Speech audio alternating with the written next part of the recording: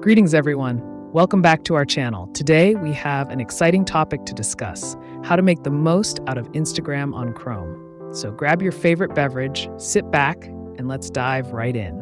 The first step is to open your Chrome browser and type in Instagram in the search bar. Once the results appear, click on the official Instagram website. Now it's time to log into your account. If you're like me and have already logged in, you can skip this step. But for those who haven't, simply enter your username and password, and voila, you're in.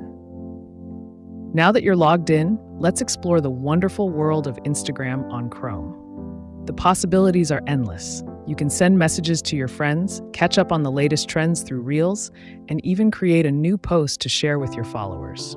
The user-friendly interface of Instagram on Chrome makes it a breeze to navigate and enjoy all the features it has to offer. Until next time, happy Instagramming!